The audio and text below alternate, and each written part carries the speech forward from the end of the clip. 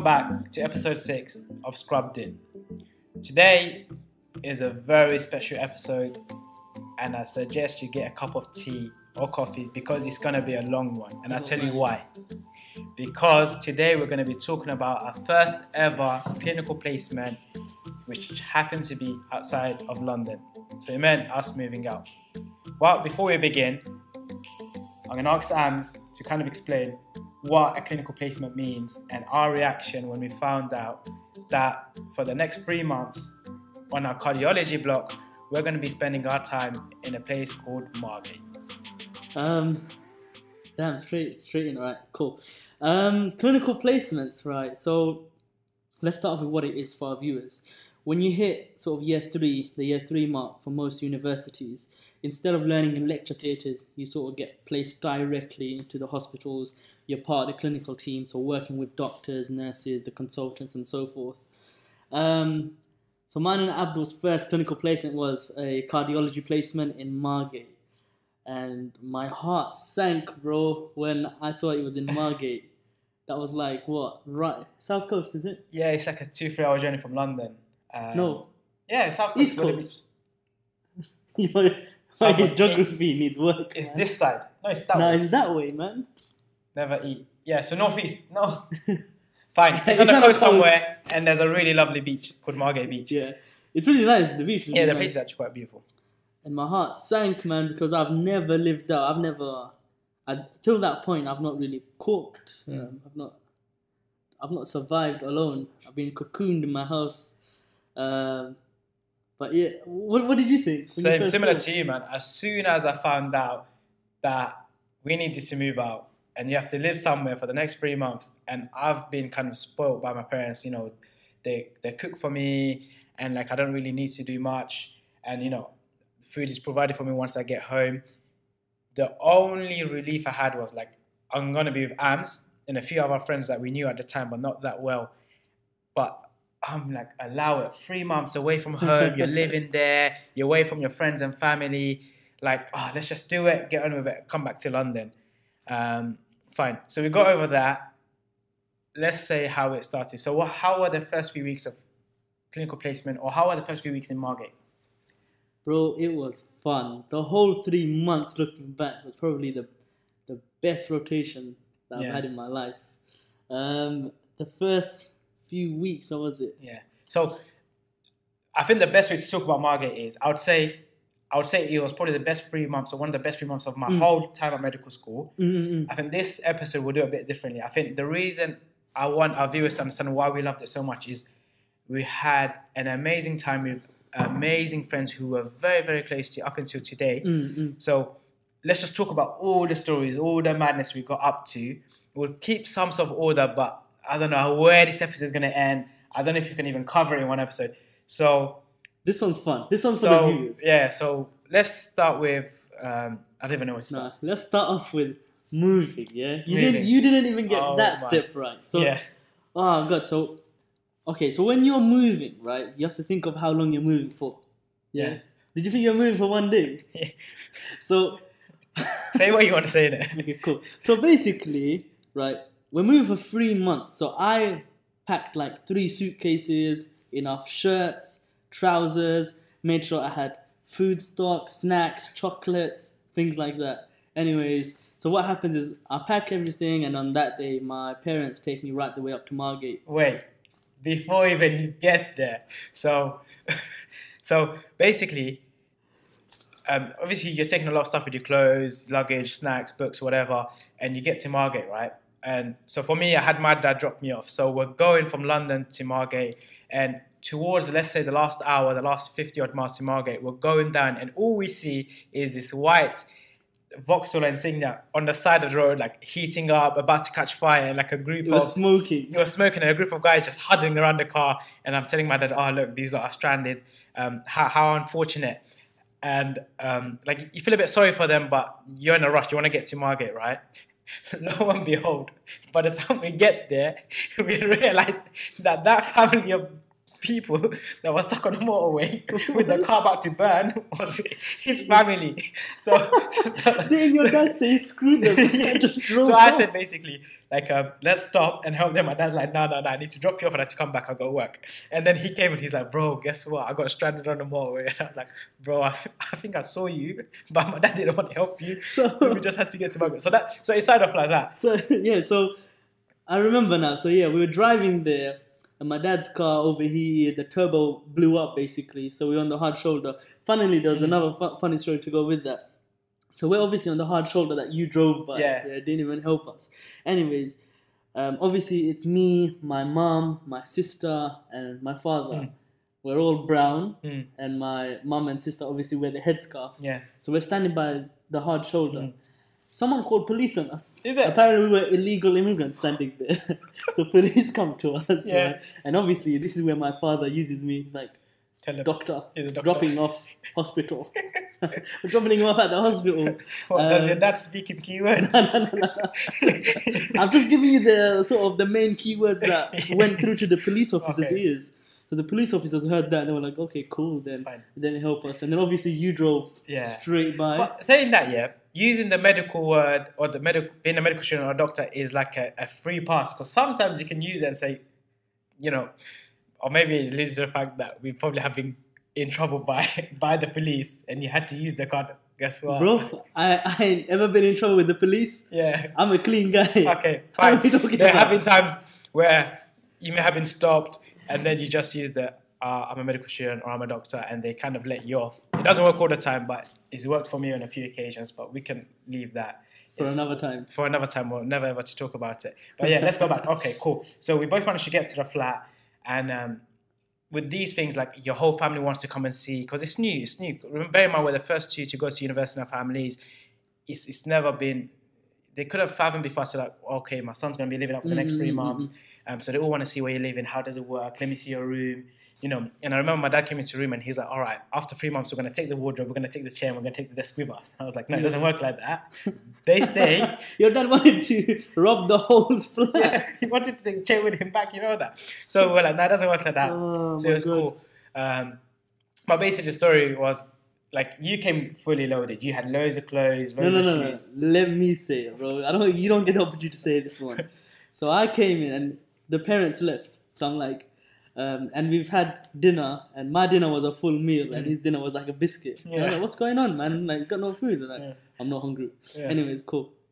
So now I'm preparing for the next day. I'm obviously quite excited to start my clinical years, going to hospital. It's the first time you get to feel like a doctor, see patients, be part of the ward round. So I had my nice crisp shirt, I ironed my trousers, and I walk into Abdul's room to say, Abdul, what are you wearing, bro?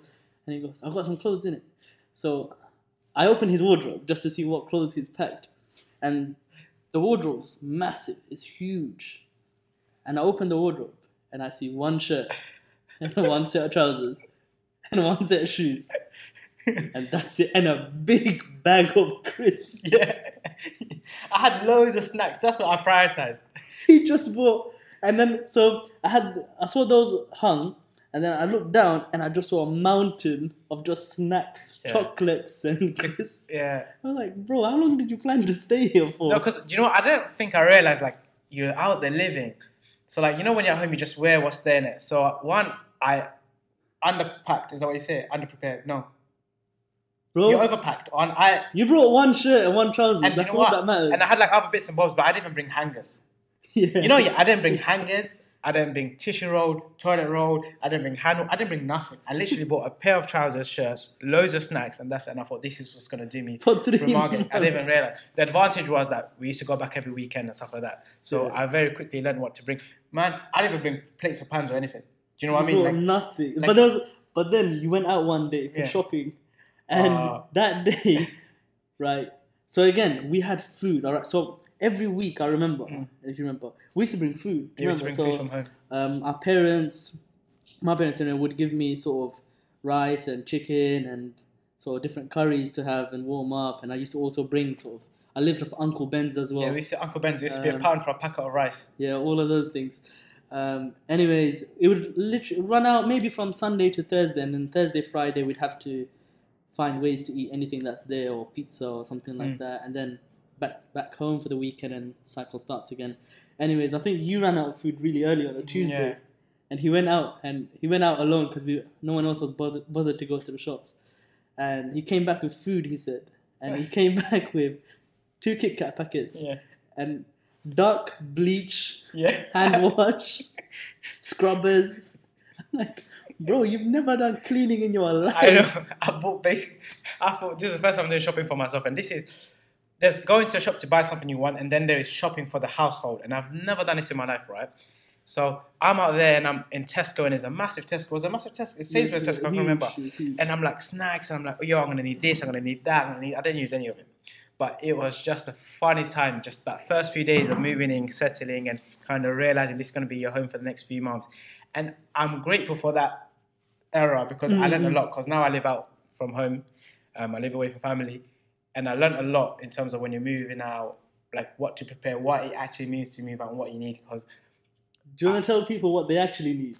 Since you live out right now. For all the people that are going to have a clinical placement, especially people that are kings, make sure you pack clothes, shoes, underwear, trousers. You get snacks, but you get food, like real food, stuff that you can cook. You get your sanitary products, your tissues, your kitchen roll, hand wash. You also get pots and pans, plates, all that usual stuff. Take it all of it's normal. Yeah, the normal stuff. But fine. All right, so let's move on. So that's our first few days. We're kind of settling in, and luckily we had a flat. So each flat you have 4 students. So it was me, Amz, and 2 of our very close friends. So we had the flat. So it's like your own little house. You share the kitchen. Everyone's got an ensuite, and you have like a sitting room. Bear in mind, we never had any TVs or anything like that. So, all right. So we moved in. We settled in. We prepared. What happened next? So we went into placement. Yeah. So clinical placement. Walking into the hospital. How was it? So we walked in, and the first thing we were greeted by. So yeah, on clinical placements, the consultant first sees you, gives you a talk, welcomes you, and then sends you into sort of directly onto the wards. So for the guys entering the clinical years, typically you'd find the most junior doctor, an F1 or an F2, and then you'd buddy up with them and then make patient lists, shadow them. Do any jobs, like take bloods and things like that. Were you there on the first ward round? Oh, my days before that, yeah. Do you remember we went to the first ward round? So the difference between pre-clinical years and clinical years is pre-clinical years, the vast majority of the time you're in lecture theatres and you do clinical skills in simulation rooms and clinical centres. Whereas the last 3 years of medical school, every day you're on the wards. And like Am said, you follow the F1 or the F2, you participate in ward rounds, you learn to examine patients, you learn to take a history. You learn basically the last 3 years teaches you how to become a good junior doctor.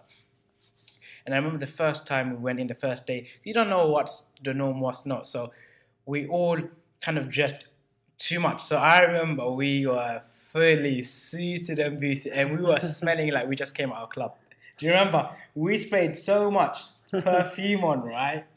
And we didn't know what was supposed to go in it, yeah? So we came, and then I remember the doctor, he looked and he smelled, and there was this 4 guys, all 4 of us, yeah? And I remember Tom Ford, yeah? And all of us were all the same. But we had one perfume, but we all shared it. And I remember he just smelled it, and he's like, did you guys literally come out of club straight into work? He's like, you guys are smelling way too strong, way too good for a hospital environment. So like, it was like a good learning curve, and you kind of realize what you should and what you shouldn't do. So that was clinical skills. But it was the buzz and excitement. Yeah, we were so excited because now you feel like a real medical student. You know what I mean? That's what it was. And you get to touch patients, examine them, get to speak to them, and kind of envisage and think, oh my days, this is what I've kind of dreamt of. This is starting to become a reality. Now I'm going to become a doctor. Exactly. And just being in a ward run, and you have to bear, this is the first time we've ever done a ward run. So you're excited, you know what I mean? And you're hearing all these terms that you've read about for the last 2-3 years. In action. And like, we enjoyed it. And to be fair, in hindsight, we went in a lot of the time. We went in on time. We made the most of our safe for our third. We went in a lot compared to the other guys. Yeah, the other guys... By the time we got in was the time they woke up. And that was lunchtime. So we used to go home for lunch and then they used to wake up to go in. But the clinical years, I think at the end we can talk about how to make the most of clinical years. But it made me feel like a medical student. And we enjoyed it a lot. And I learned a lot. And the stuff we learned there to even examine a patient's cardiac system or respiratory system is the same way I examine a patient today, to be fair. Do you know what I mean? Yeah, Like, exactly. that is your bread and butter. That's when you first start learning how to be a doctor. Talking about cardiac exams, do Yeah. you remember? Wow. I can hear the valves. Oh my word. So we had this amazing, super smart consultant, right? And as a medical student, you're naturally in awe of people that are really smart. You're in awe of a consultant. And I remember this consultant, he was very flamboyant. And I'm sure the people that went to King's will know exactly what I'm talking about. And he used to come in like a three-piece suit. He's coming in a waistcoat. He was a very... he used to drive a flash convertible car, and he's dressed very well, and he's speaking a very certain way. You know, he was a very elegant and I don't know what the term is, but he used to come and he was like, you know, I can come into ward, and from the end of the bed I can tell who's got a murmur, diagnose a condition from the ECG. And I remember we were like, wow, and it's like he knew everything. And in med school, people use two books to revise. There's the clinical skills book, which we call Cheese and Onion, and then you have the Kumar's and Clark's books. It got to the point we thought he wrote it. We thought this guy wrote the book. He was so smart. Bearing in mind, you're as a medical student, so you're naturally in awe of him. And I remember he's like, at the end of the bed, I can listen to who had a heart murmur. All the people that are junior doctors now will realize the valve he was talking about was a mechanical valve. And because it's a metal valve, it makes this little clink noise, and anyone can hear it from the end of the bed. But at that time, we were like, oh my God, this guy is a super genius. But he was a very good teacher. He taught us a lot. I remember my reaction. So we were standing at the end of the bed, and he was standing next to the patient, and he was like, "I know this patient has a mechanical heart valve." Like, you what? You know this? Huh? You got a stethoscope in your ears? Anyways, I just remember when he said that, we just looked at each other like, "Whoa, yeah, man." How? Nah, he had us fooled. This guy had us fooled. He was a bit of a showman. Yeah, it was like showmanship. But that's quite nice. As in, like, you know, he was a doctor and he took pride in the work he did, and he took pride in knowledge and knowing loads of things. I think you would always find doctors that know the weird and wonderful and the very rare disease and the quirky stuff. And that in itself is a sign of, like, you know, someone that's really passionate about medicine. And that's what I enjoyed. I enjoyed his teaching because he was a very good teacher. And he taught us all this in an entertaining way as well. The way he taught was not in a very, I wouldn't say it was patronizing. I wouldn't say it was intimidating. He didn't have the bullying style. I thought it was very entertaining. Showman style. Yeah, it was quite good. Teaching. It was very nice. It was very nice. Funnily enough, you mentioned bullying, right? So let me tell you things that happened outside of the 9 to 5. So we were 4 guys, right, living in this flat. Every single day, I'm pretty sure we didn't get to bed up until like 2, 3 o'clock in the morning, right? And we used to be like cussing each other, roasting each other. We were just manic. In the whole 3 months, not a single person did a single piece of revision. We took loads of books with us. I did not turn a single page on any of those books. I was livid that I didn't cover the chapter. Yeah, so bear in mind, I'm just someone who didn't miss a lecture, who didn't miss anything, super on it. We basically didn't allow him to revise a single day, right? And we were making so much noises, and I don't know if people that live in council estates, you hear the broomstick. So basically, the floor you used to hear this knocking sound. So it's basically the people that used to live below us, who are doctors and physiotherapists and nurses, they used to knock because we were making so much noise. Yeah. And I remember, like, it's basically, it was like having a house party every single night for 3 months straight. For 3 months. It's because we were too excited to live out. I think we just enjoyed it too much. And we used to, like, leave in the middle of the night to go to McDonald's, which was around the corner, and it was a 24-hour McDonald's, and that itself was like a 15, 20-minute walk. And I remember the next day, like a good few weeks in, one of the registrars... No, it was on the last week. It was on the last week. It was literally on the last week. One of the registrars, so who's like a middle grade doctor, just below a consultant, basically just went ballistic at us. They were like, "You lot." Us? No. Wait, don't. It was at me. Like, I was made the scapegoat. Yeah. So tell us what happened. So basically what happened was, so now we've reached week 9, towards the end of the rotation. We're preparing to go home essentially. And one of the middle grade doctors, so me and Abdul turn up to the ward round, and she takes us to a side. And what she does is Abdul splits so that we're in a sort of passageway, and I'm on one side and Abdul's on the other side. So she has to pick one. Anyway, she picks me. and she sort of stands over me with her finger in my face and goes, "For 8 weeks straight, we've heard so much noise, so much this, that, and the other. Well, what is wrong with you? Do you not think we need to sleep? X, Y, and Z." And she was like, yeah. But she was sort of towering down with her finger in my face. And I remember just having a ice cold face. And then I just went, "Which door number are you?" And then she said her number. I was like, "But that's right on the other end. How the hell did you hear that? Yeah. How did you hear our noise for the last 8 weeks? And why hasn't anyone else in between us and you complained?" And she was like, "Well, it's been noisy. It's been this, that, and the other." And you know what? I've got this thing, right, where I would be nice to everyone. And I sort of promote, be nice to everyone, work as a team. But when it comes to someone who tries to almost doing in a sort of becomes a bully, sort of isolate someone and sort of is an aggressive style of sort of asking for something. Like, she could easily have said, "Do you mind keeping it down from now?" I mean, she could have done that on the first night. If that was true, I still don't believe it's true. Anyways, something exploded inside of me, right? And I just went, I'd let her finish, and I just went, "You know what? I feel that you're bullying me. I feel that you're patronizing. You know what? You're a bully." Yeah. Right? "And you know what?" And then she was like, I think she said, "I think I'm going to report you to your own consultant." Yeah. She was like, "Who's your consultant?" I was like, "Don't worry about my consultant. Yeah. I know who your consultant is, and you will be hearing from me. Yeah. You bully." Yeah. And then I walked off, and then I stormed off. Yeah. At this point, it was like towards that where the nurses sit, so the nurses station, there were kind of like 1 or 2 patients, and it could very easily escalate because voices were being raised, and she was like, wait. She was like, "Yeah." Do you have no manners? Like, how are you getting angry in front of the patients, whatever? No, but I kept quiet. She said to me, right? She said to me, "Do you know where we are? We're in a hospital." And I was like, "Yeah, and we're on the cardiology ward. Do you know where you are?" I was like, and then I was like, "You're the one that's being loud." And she was like, "No, you're the one that's being loud." And then I was like, "Well, you know what? See you later." Yeah, and so he stormed off, and then he just left me to pick up the pieces. So then she came over to me. Why didn't you back me? So I did back you. I'll tell you what I did. You didn't. I watched it. You watched I enjoyed watching it. It was a beautiful piece of entertainment. You should get an Oscar. But then she came over to me, and I thought, I'm gonna get it. But she came over to me and she praised me. So she said to me, "Abdul, you're such a mature student. You know how to behave in front of patients." For 9 weeks, I was the first man on the ward. For 9 weeks, I examined patients, did the jobs, and you got all the praise. Yeah, so she was praising me. And then I think it was just a way to basically find out who our consultant was. And then she basically said it.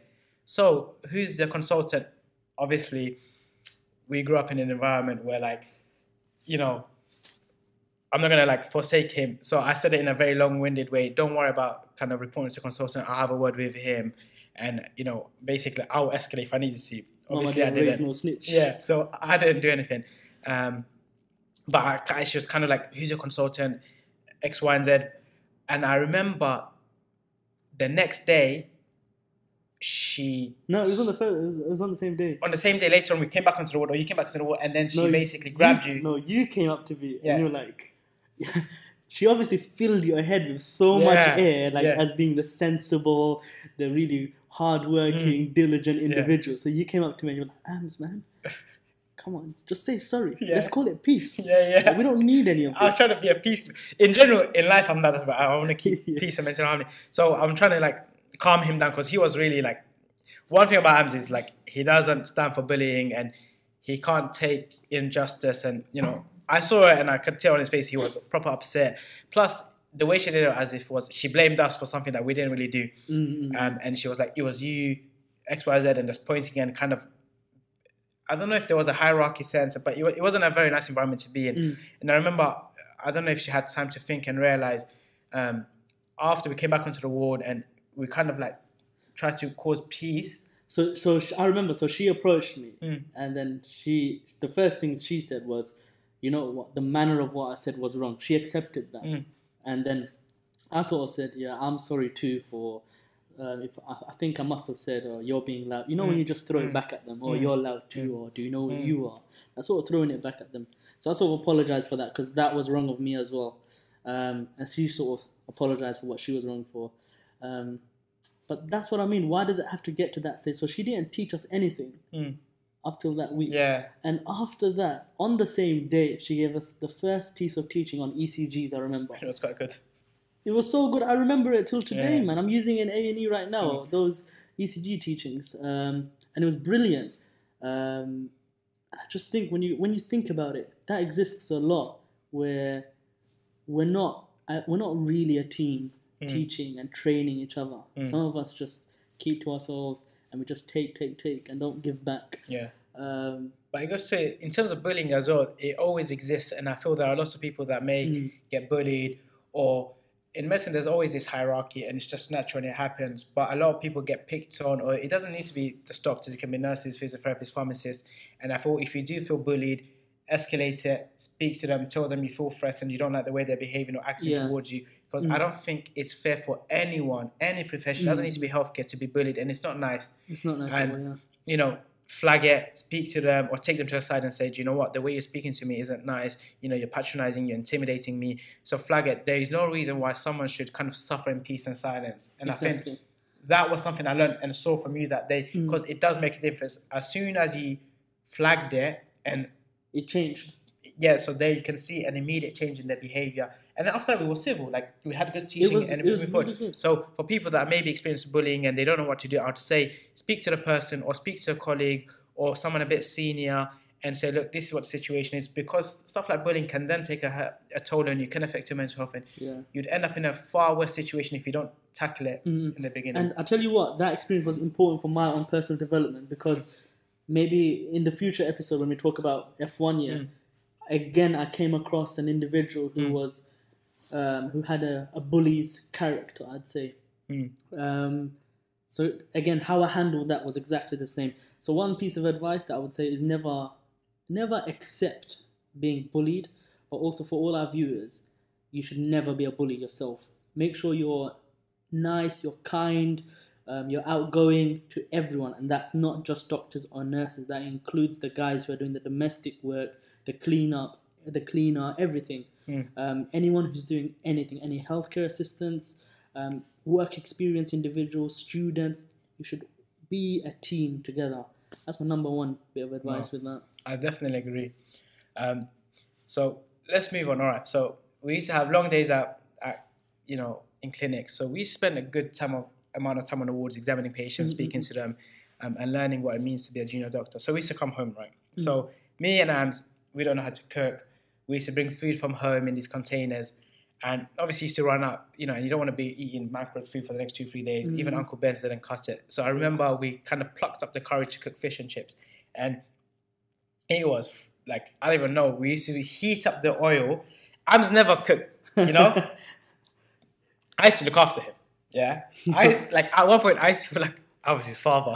Yeah, because I used to look after him and I used to make him fish and chips. Yeah, and I remember we were so scared of the oil when it's really hot. Yeah, cook. Yeah, fish and chips, bro. You're frying already cooked. Yeah, but it's still the same thing. Yeah. And I remember we used to throw it in, like from the end of the kitchen. We used to throw it in, and it's just sizzle and pop. They used to taste really good though. They were really good, but the thing is, we'd come out with war wounds, like all oil over us, and with little spit marks. But I just wanted to remember, because I remember you were the man. I think we made a deal at the end that I'd buy some chicken nuggets and chips, and you'd be the guy who fries it all. I'd cook it. I enjoyed that because we used to have a lot of fatty food, but that was good. So, wait, cooking wise, let's not forget we made a good chicken curry. It wasn't. We made a very good chicken curry. We didn't plan to make a chicken curry. We were planning to make marinated chicken. But we went to Tesco and bought these pataks. The little tubs with the marinade. It was a marinade. Yeah, pataks, yeah. And I remember No, so we intended, so we were like, we're sick and tired of this. We're sick and tired of having fish and chips. Let's make some Nando-style chicken. So we went to Tesco's, and we sort of looked at what marinade looked nice. And we picked up the Patak Phillips chicken jalfrezi one. Yeah. And we sort of thought, this looks like a nice paste. And we sort of put it on the chicken and put it into the oven.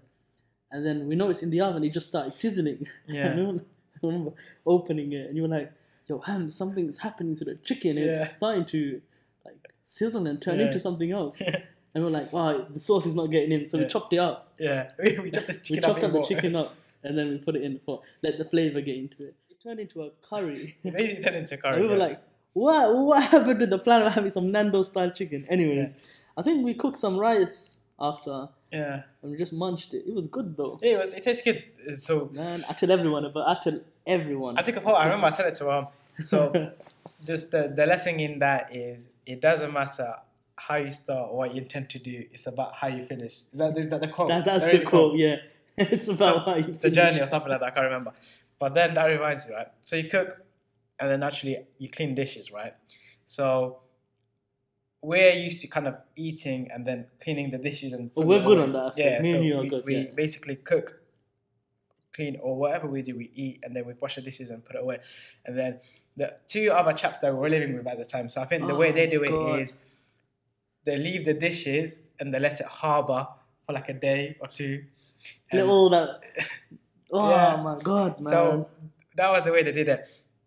And I remember, so these flats and accommodations, you always have like a cleaner come in. And it got to a point where these dishes were just piling up. And you have to remember, at the end of the day, no matter how much we do, it's not our norm. So we're not used to doing this level of cleaning.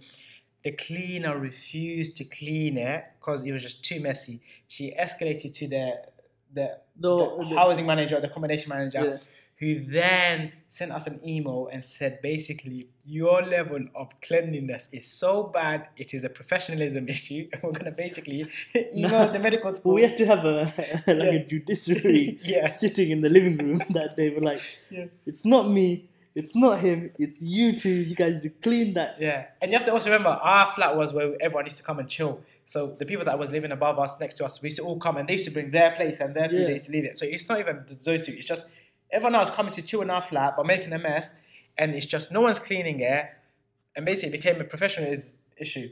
But but like we had an internal court hearing. Yeah. We had a sentencing. Yeah. Had a punishment for the two to clean up everything. That's what happens. You need to have democracy when you're living four wild young guys, right? There is no structure, there is no order. So democracy had to be instilled. And I remember every Sunday, so we used to all go on the Friday evening, come back on the Sunday evening. Yeah, after Friday we used to go in and then come back Sunday evening. Whatever, people used to take train, coach, whatever. And that Sunday evening was roast. So each week someone will get roasted. Yeah. I remember someone will get roasted. And it got to the point where people were being cussed so much that people were being kicked in the face, they were being kicked in their chest, like violence ensued. Do you know what I mean? Bring them on as guests to get those stories out. But it was super fun. Like those 3 months, I would definitely say were some of the best 3 months of medical school. And, you know, those are just like, I'm sure there's so many stories and we've missed stories that we'll think of more. But I think we've talked about loads of stories so far, and I don't want to kind of rush into it. I want people to kind of enjoy it and see how much we enjoyed it. So I think what might be sensible is let's stop. Let's kind of wrap it up for today's episode. Yeah, and what we can do is we can continue it for next week, because some of the better stories, some of the best, more funnier stories we'll save to next week. Yeah. So at least everyone has something to look forward to. But we'll end today's episode there. Is there anything you want to say? No, we'll continue next week, isn't it? Right. That's about it. So thanks for tuning in, guys. Make sure you like, make sure you comment, subscribe. Thank you for the support once again. Tell your friends and family about it. And we'll see you next Sunday at 6 o'clock to finish off our time at Margate. Take care, guys.